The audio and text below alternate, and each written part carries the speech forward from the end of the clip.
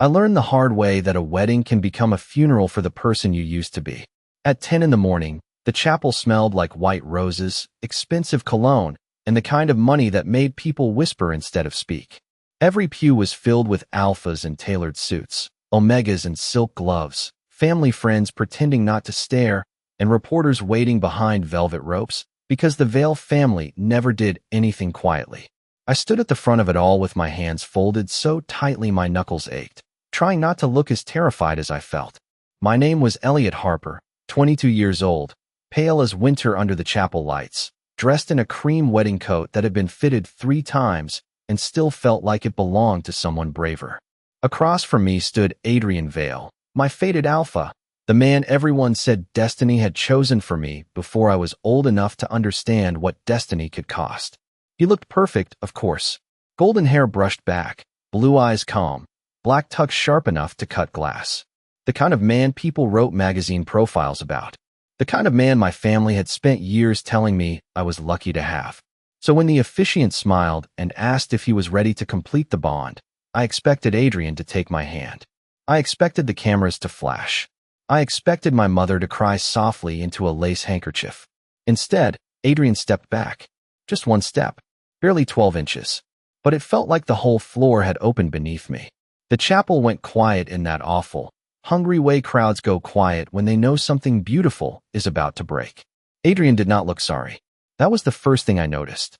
Not his mouth, not his hands, not the silver bonding ribbon hanging uselessly between us. His face, calm, polished, almost relieved. Then he said, clear enough for the back row to hear, I can't marry him. For a second, my brain refused to translate the words. I actually smiled, because some small, stupid part of me thought this had to be a mistake. Maybe a joke. Maybe a test. Maybe one of those cruel family rituals rich people invented to prove commitment, like making you drink champagne with gold flakes in it, and pretend it tasted normal. But Adrien kept going. He said I was too fragile for the Vale name, too emotional for the role, too unstable to stand beside an alpha with real responsibilities. Each word landed softly, publicly, perfectly. Not shouted. Not messy. That somehow made it worse. I heard someone gasp. I heard my father mutter my name like a warning. Then I saw him. My older foster brother, Miles, sitting in the front row in a dove-gray suit, eyes lowered, cheeks pink, Adrien's family crest already pinned to his lapel. My heart did not shatter dramatically. It did something smaller and more humiliating. It slipped, like a glass knocked from a table in slow motion, falling while everyone watched and no one reached out. Adrien turned toward Miles, and that was when I understood. He was not rejecting marriage. He was replacing me. Right there, under 300 white roses and a ceiling painted with angels, I became the extra piece in my own love story. The bonding ribbon slid from my fingers and landed on the marble with a whisper no one else seemed to hear. My throat tightened. My scent wavered, sharp with panic before I could control it, and several alphas shifted in their seats. Adrien's eyes hardened, as if my pain had inconvenienced him. See, he said quietly, but the microphone caught it anyway. This is exactly what I mean. And somehow, that was the moment I stopped begging the universe to fix it. I looked at my mother. She looked away. I looked at my father. He stared at the floor. I looked at Adrien, my fated alpha, my promised future, the man destiny had supposedly written into my bones, and realized he had brought me to the altar not to marry me, but to erase me in front of everyone who had ever called me lucky. The worst part was not that Adrien humiliated me. The worst part was that my body believed him before I did. My scent, the one thing every etiquette tutor had trained me to keep soft, sweet, and invisible, cracked open in the middle of the chapel like a storm window in winter. It was not loud. It did not explode.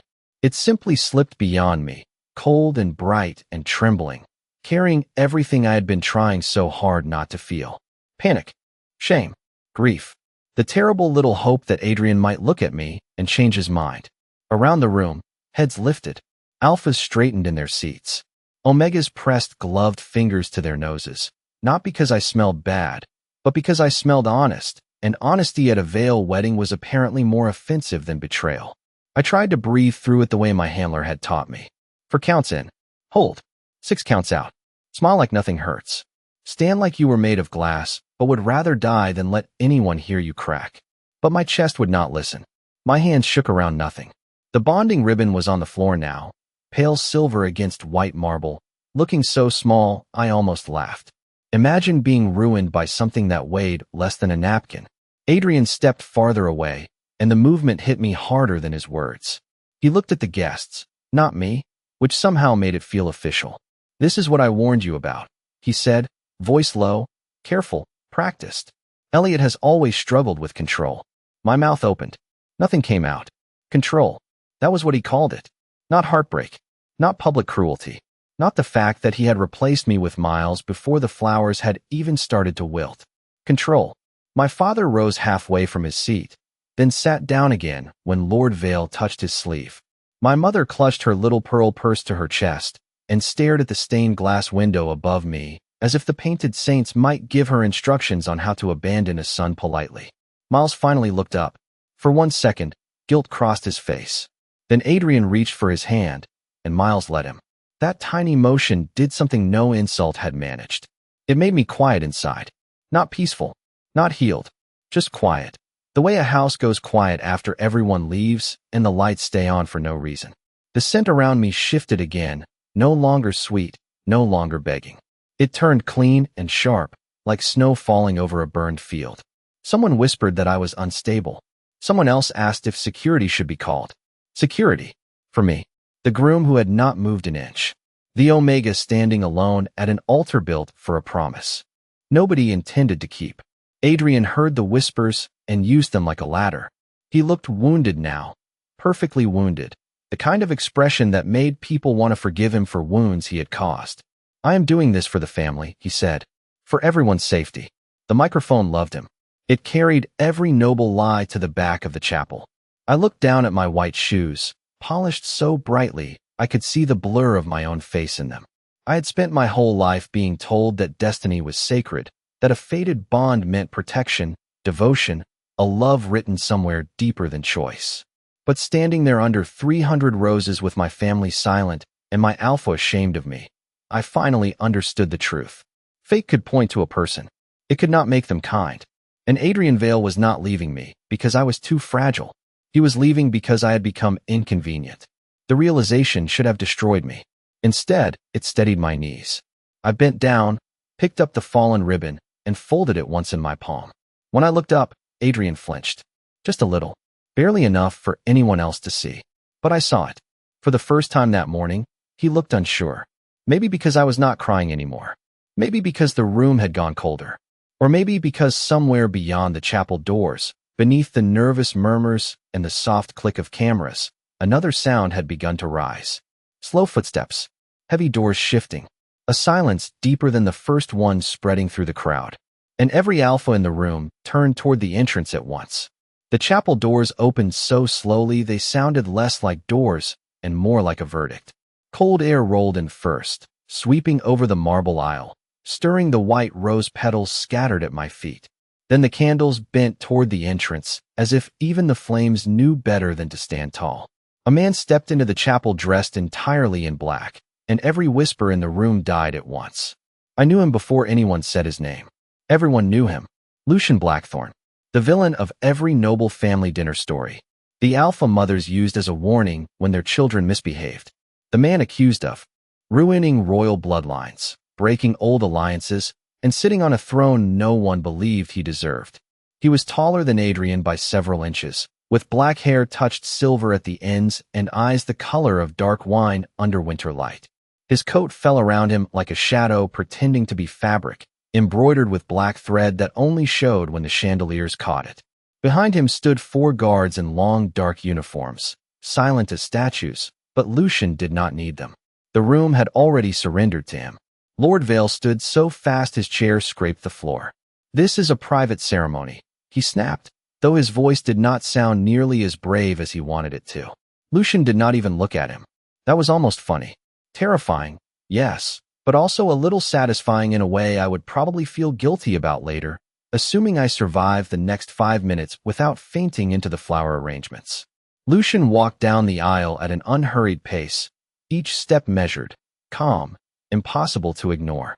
Guests leaned away as he passed. Alphas who had spent the morning judging me suddenly found their shoes fascinating.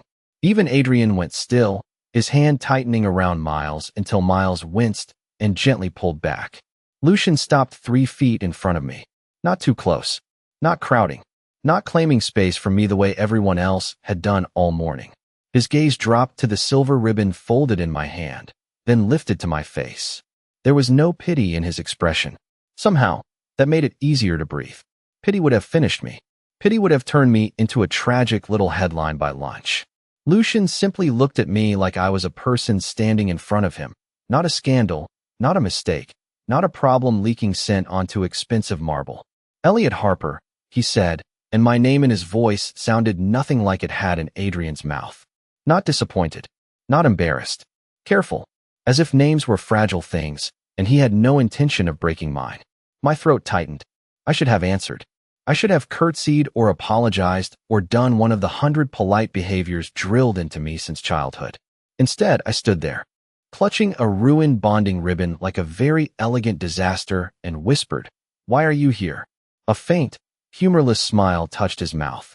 Because every kingdom has laws for abandoned Omegas, and the Vale family is hoping no one in this room remembers them. The air changed. Not dramatically. No thunder. No shattered glass. Just a collective inhale from people who suddenly realized the story had stopped obeying them.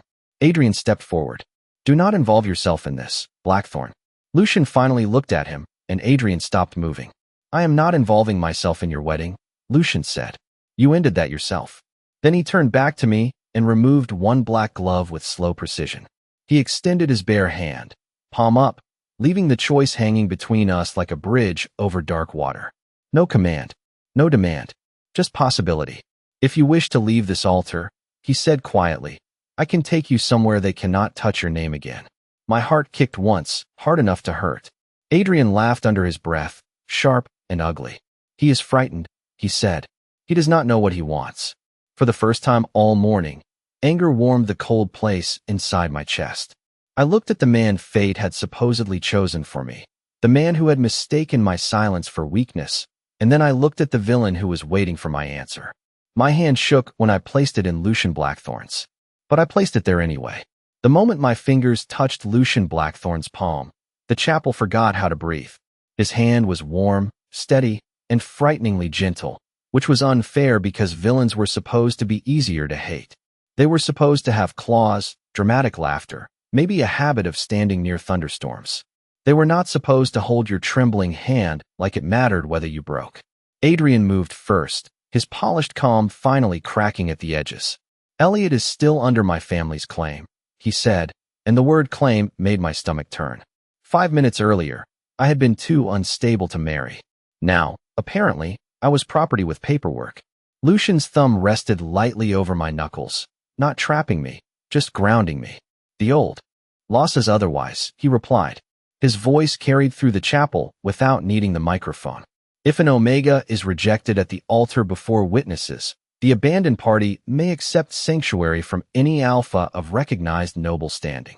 Lord Vale's face drained of color in a way that would have been hilarious if my life were not actively unraveling in formal wear. "That law has not been invoked in 200 years, he said. "Then perhaps your family should have spent less time polishing its reputation and more time reading," Lucian said. A few people made small choking sounds that were definitely not laughter, because no one wanted to be caught enjoying Lucian Blackthorn insulting one of the most powerful families in the state. I did, though. Internally. Very respectfully. Adrien's eyes snapped to me. "Elliot, stop this." His tone was sharp enough to make my shoulders tighten out of habit. There it was. Not please. Not I am sorry. Not I hurt you in front of everyone and somehow expected you to remain decorative. Just stop this, as if my escape were the embarrassing part. Lucian felt me flinch. His expression did not change, but the air around him seemed to go colder. He turned slightly, placing his body between Adrien and me without making it look like a threat. It looked like etiquette. Somehow that made it worse for Adrien. "Mr. Harper has accepted sanctuary," Lucian said, "until he withdraws that acceptance by his own voice. No one here may command him, touch him, question his stability, or speak on his behalf." My own voice. The words slipped into me like warmth under a locked door. I had spent the entire morning being discussed like a weather problem. Too emotional. Too fragile. Too unstable. Hearing someone say my voice mattered nearly undid me. My mother finally stood. "Elliot, sweetheart," she said, using the soft tone she saved for public sympathy. "Think carefully. Going with him will ruin you." I looked at her pearls, her perfect hair, her hands folded like prayer. Then I looked at the empty space beside her where support should have been. "I think staying did that already," I said. The words came out quiet, but the microphone still caught them. For once I was glad. Miles lowered his gaze. Adrien's jaw clenched. Lucian did not smile, but something in his eyes shifted, dark and approving, like a candle being guarded from wind. Then he removed his long black coat and draped it over my shoulders. It was heavy, lined with satin, still carrying the clean winter scent of cedar, smoke, and cold air. The chapel stirred, because everyone understood the symbolism before I did. Covering an abandoned Omega in one's coat was not romance. It was protection. It was politics. It was a declaration sharp enough to cut through every whisper in the room. Adrien stepped forward again. "You cannot just take him." Lucian looked at him then, calm as midnight. "I am not taking him. I am escorting the person you threw away." The sentence landed so cleanly that even the reporters stopped scribbling for half a second. Lucian offered me his arm. This time, I did not shake when I took it. We walked down the aisle together, past the roses, past my silent family, past Adrien and Miles and all the people who had watched me become small, without once asking if I wanted to be saved. At the chapel doors, I glanced back. Adrien was staring at me like he had misplaced something valuable. Not loved. Valuable. That difference mattered. Lucian leaned just close enough for only me to hear. "Do you want to stop?" I looked at the altar one last time, at the silver ribbon abandoned on the marble, and felt something inside me fold shut. "No," I whispered. Then we stepped out into the cold morning, and the doors closed behind us like the end of a life I no longer wanted. Blackthorn Castle sat 40 miles north of the city, past the last stretch of freeway, past the gated estates where old money hid behind oak trees and security cameras, on a cliff overlooking a gray slice of Atlantic water. I had seen pictures of it in newspapers, usually under headlines that included words like disgraced, dangerous, or controversial, which was rich coming from people who considered public humiliation a family tradition. In person, the place looked less like a villain's lair and more like a cathedral that had developed trust issues. Black stone walls rose against the pale afternoon sky. Tall windows reflected the ocean.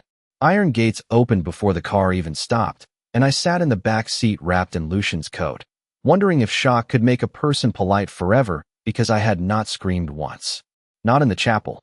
Not in the car. Not even when a reporter outside the venue shouted my name and asked if I had chosen revenge. Revenge. As if leaving a room where everyone watched me bleed emotionally was an act of aggression. Lucian had not answered them. He had simply stepped between me and the cameras, one gloved hand resting near the small of my back without touching, guiding me into the car like the space around me deserved protection.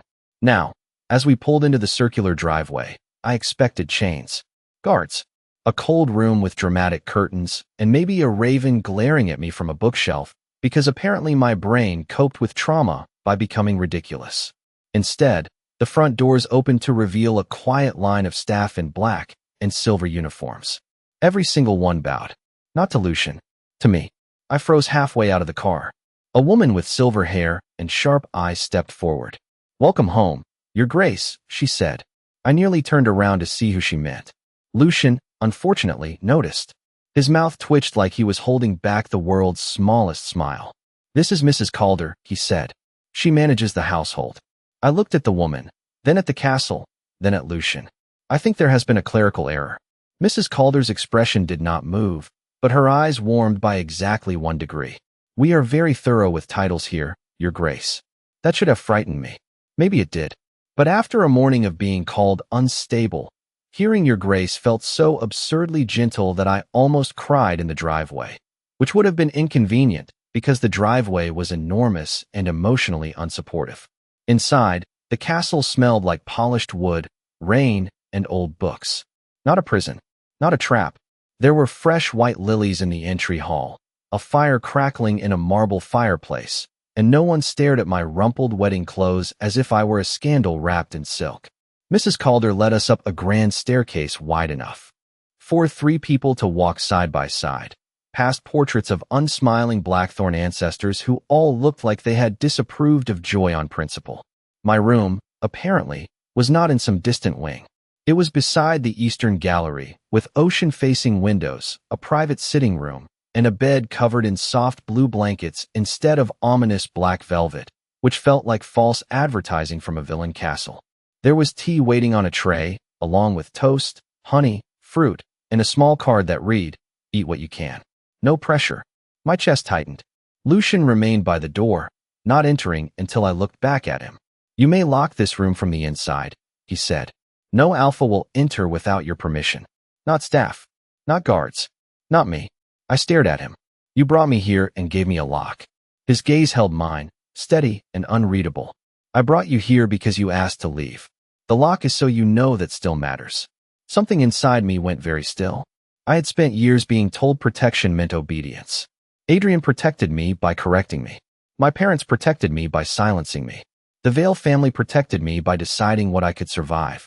But Lucian Blackthorn, the monster from every whispered warning, stood outside my room like a man who understood that safety began with a closed door I controlled. I should have thanked him. I should have said something graceful. Instead, I clutched his coat tighter around my shoulders and asked, "What do you want from me?" For the first time, his expression softened, not enough for anyone else to call it kind, but enough that I felt it. "Tonight," he said, "I want you to eat toast, drink tea, and sleep somewhere no one is allowed to make you feel small." By morning, the castle had become suspiciously quiet in a way that made me trust it less. Quiet, in my experience, was usually what people did before they handed you bad news with tea. I woke before sunrise in a room larger than my entire childhood apartment, still wearing the soft blue robe Mrs. Calder had left by the bed, staring at the ocean through windows tall enough to make me feel like a decorative ghost. For 3 whole minutes, I almost convinced myself yesterday had been a stress dream invented by my brain after too much champagne and emotional neglect. Then I saw Lucian's black coat folded neatly over the chair, and the memory returned so fast I had to sit down again. I had been rejected at my own wedding. My family had watched. Adrien had chosen Miles. And the most feared alpha in the state had brought me home, fed me toast, and given me a lock. Naturally, my first thought was, this is how people end up as cautionary podcasts. I needed answers. So, after breakfast, I wandered past the Eastern Gallery, through a hallway lined with portraits, and into the castle library, because apparently when emotionally unstable Omegas panic, we go full gothic heroine. The library was enormous, all dark shelves, green reading lamps, and the smell of paper old enough to have opinions. I was reaching for a book labeled Royal Succession Records when a folder slid halfway out from the shelf above it and spilled papers across the carpet. Very elegant, very mysterious. Also, I made a noise like a startled raccoon and almost apologized to a chair. Then I saw Adrien's family seal stamped on one of the pages. My hands went cold. The documents were not old. Some were dated within the last year. Letters, financial records, private testimonies, all of them connected to the Vale family and the old royal council. I read one page, then another, and the story I had been taught since childhood began to peel apart like wet wallpaper. Lucian Blackthorn had not stolen power for ambition. He had exposed a council that treated Omegas like bargaining chips in political marriages, hidden behind polite language and charity galas. The former king had protected that system. The Vale family had benefited from it, and Adrien had known. My fated alpha, with his clean smile and perfect speeches, had known exactly why Lucian was hated. Not because Lucian was cruel, but because he had dragged beautiful people into ugly daylight. The room tilted. I gripped the edge of the desk and tried to breathe. All my life, I had been warned about the monster in the northern castle, while the real monsters shook hands with my father at brunch. A voice behind me said, "You were not supposed to find those alone." I turned so quickly the papers rustled at my feet. Lucian stood in the doorway, dressed in a black shirt with the sleeves rolled to his forearms, his expression unreadable except for the faint regret in his eyes. I should have been scared. Instead, I held up the letter with Adrien's seal. He knew, I said. Lucian did not deny it. "Yes, The word was quiet enough to hurt. My throat tightened. He called you a villain because you threatened his family. Because I threatened their comfort, Lucian corrected. There is a difference. I looked down at the scattered papers. The anger came slowly this time. Not sharp, not wild, but steady and clean. They made me afraid of you. They made everyone afraid of you. Lucian stepped closer, then stopped several feet away, waiting like he always did now, as if distance was something he offered on purpose. Fear is useful to people who have something to hide, he said. I laughed once, but it broke in the middle. I spent years trying to be good enough for them. Lucian's gaze softened. Elliot, they did not want good. They wanted obedient. The truth landed harder than any insult Adrien had thrown at me. I pressed my palm over my chest, right where the ache had been living since the chapel. For a moment, neither of us spoke. Outside, the ocean struck the rocks below the castle in slow, patient waves. Finally, I looked at Lucian and asked the question I had been afraid to ask since the second I took his hand. Did you bring me here to use me against them? His jaw tightened, not with anger, but with something almost like pain. I brought you here because you were standing in a room full of people who forgot you were a person, he said. What happens next is your choice. And for the first time in my life, choice did not sound like a trap. The next day, Adrien Vale arrived at Blackthorn Castle as if shame were something that happened to other people. I watched from the second-floor window as 3 Blacktown cars rolled through the iron gates and stopped in the circular drive below. The ocean wind pulled at the trees. Gray clouds pressed low over the cliffs. Everything looked dramatic enough that I briefly wondered if the weather was on Lucian's payroll. Adrien stepped out first, wearing a navy coat, leather gloves, and the expression of a man who had rehearsed being wronged in a mirror. Miles followed behind him, pale and quiet, his family crest pinned slightly crooked on his lapel. That tiny flaw made me stare longer than I meant to. At the wedding, he had looked like the chosen one. Now he looked like someone who had been handed a crown and discovered it was heavier than advertised. Mrs. Calder found me before I could retreat into the curtains like a haunted Victorian cousin. His Grace is not obligated to receive visitors, she said. I blinked. I am His Grace. She lifted one silver eyebrow. We have established this, sir. Right. Of course. Completely normal. I had been in a castle for less than 48 hours and already had a title, a nervous ex-fiancé at the door, and a household manager who could probably defeat an army using only etiquette. Lucian was waiting in the receiving hall when I came downstairs. He stood beside the fireplace, black coat buttoned to his throat, calm in the way cliffs are calm before waves break against them. When he saw me, his gaze moved over my face, searching without prying. You do not have to do this, he said. I know. The answer surprised us both.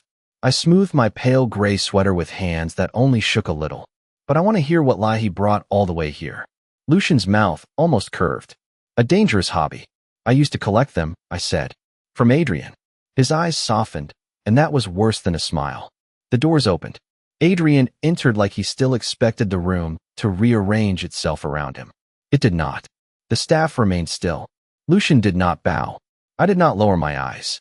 For one strange, bright second, Adrien looked confused, as if my spine had been a guest he did not remember inviting. Elliot, he said, voice warm enough to make me suspicious. Thank God you are safe. I waited. Apparently, my face had learned new skills, because he faltered. I came to bring you home. The words landed in the hall and died there. Home. Not apology. Not explanation. Just ownership with softer edges. I glanced at Miles, who looked down immediately. Adrien stepped closer, stopping only when Lucian's gaze shifted to him. We made a mistake, Adrien continued. Yesterday was emotional. Political pressure, family expectations, confusion over your recent instability. My recent instability had excellent timing, considering it only became a problem when he wanted another groom. Adrien swallowed. Then he changed tactics. Your scent profile was re-examined this morning. My breath paused. Lucian went very still. Adrien's voice turned careful, greedy beneath the polish. Elliot, you are not defective. You never were. Your scent carries royal stabilizing markers. Extremely rare. Possibly unmatched in the current bloodlines. The room seemed to tilt, but this time I did not reach for anything. So that was why he came. Not love. Not guilt. Not fate knocking on his polished little heart. Value. I had become valuable. Adrien took another step, eyes bright with the kind of hope that did not belong to me. We can repair this, he said. The bond can still happen. My family will make a public statement. You will be honored properly. Honored. Yesterday, I had been dangerous. Today I was priceless. Same man. Different appraisal. A laugh slipped out before I could stop it, small and stunned, and not at all graceful. Adrien frowned like I had spilled coffee on a contract. You do not understand what this means. Oh, I said softly. I think I finally do. Miles looked up then, and for the first time, I saw fear in his eyes. Not of Lucian. Of Adrien. Of what people like him did when affection became strategy. Lucian remained silent beside the fireplace, giving me the room, giving me my voice, refusing to rescue me from a choice I was strong enough to make. That steadied me more than any hand could have. I looked at Adrien, the man destiny had pointed toward me, and felt nothing but distance. You left me at the altar because you thought I was weak, I said. You came back because someone told you I was useful. His perfect face tightened. Elliot, do not. I lifted my chin. No, that is the difference between you and him. You tell me to stop speaking when the truth embarrasses you. Lucian lets me finish. The silence after that was beautiful, clean, almost holy. Adrien's eyes flicked to Lucian with open resentment. He is using you. Everyone uses power, Elliot. Lucian finally spoke, voice quiet as falling snow. Then you should have been more careful when you threw his away. For once, Adrien had no answer. Adrien left Blackthorn Castle with the expression of a man who had discovered the door still worked even when it was not opened for him. He did not shout. That would have been too honest. He simply gathered his coat, gave Miles one sharp look, and promised the room this was not finished. I believed him. Men like Adrien never thought losing control was an ending. They treated it like a paperwork delay. After the cars disappeared beyond the iron gates, the receiving hall felt too large, too quiet, too full of things I had almost said. My hands were cold. Not from fear exactly. More like my body had spent so many years preparing to obey Adrien that refusing him had used muscles I did not know I had. Lucian noticed, of course. He noticed everything and made it infuriatingly difficult to pretend I was fine. He did not touch me. He only said, "Come with me, if you want answers before rumors arrive dressed as law." That was how I found myself in his private study, sitting across from a desk carved from dark oak, while the ocean threw silver light against the windows. On the desk were three objects. A black crown, simple and narrow, made of dark metal that caught the light like midnight. A legal document sealed in silver wax, and a pale blue ribbon, untouched, folded with more care than the one Adrien had let fall at the altar. I stared at them for so long my eyes started to blur. Lucian stood on the other side of the desk, hands behind his back, looking less like a villain and more like a man walking carefully through a room full of sleeping glass. The council will move quickly now, he said. Adrien exposed your scent profile because he wants public pressure on his side. If they can argue that your markers affect succession, they will try to place you under veil protection until a bond is approved. My stomach tightened. Veil protection sounded like a velvet cage with better branding. Can they do that? I asked. They can try. Lucian's gaze moved to the crown. But not if you accept sovereign standing under Blackthorn law. I looked from the crown to him. My laugh came out small and stunned. Are you asking me to become some kind of royal loophole? A brief flicker touched his mouth. I am offering you one. Very different. The document grants you independent authority within this house, he continued. Your own title, your own counsel, your own security, your own right to refuse any alpha, including me. I heard the last two words too clearly. Including me. They settled between us, heavier than the crown. I looked at the blue ribbon. And that? Lucian was quiet for a moment. A public alliance ribbon. It would let the court know I stand with you. It is not a mating bond. It is not ownership. It is not permanent unless you ask for permanence. Something in my chest ached in a new way, softer but no less dangerous. Adrien had offered me destiny and treated it like a leash. Lucian was offering me a throne and calling it temporary unless I chose otherwise. That should have made no sense. It made too much sense. I picked up the crown. It was heavier than I expected, cool against my palms. For most of my life, I had been taught that Omegas were chosen, displayed, protected, corrected. We were flowers for family portraits. We were signatures on alliances. We were supposed to be grateful when powerful people decided where we belonged. My reflection stared back at me in the dark metal, pale and tired and not nearly as broken as yesterday. What if I say no? I asked. Lucian answered immediately. Then I will protect your no with the same resources I would have used to protect your yes. My fingers tightened around the crown. The room went very still. No one had ever made refusal sound safe before.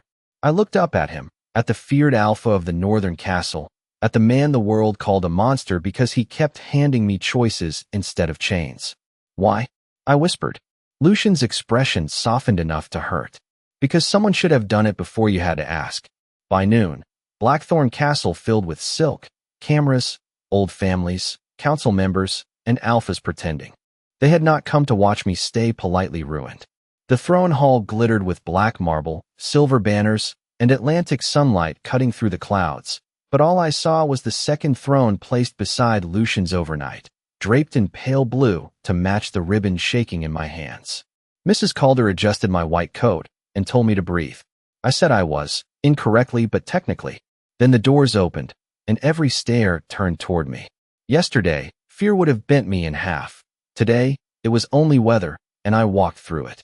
Lucian waited near the thrones in black, crowned and still, not reaching for me, not guiding me, giving me the courage of choice.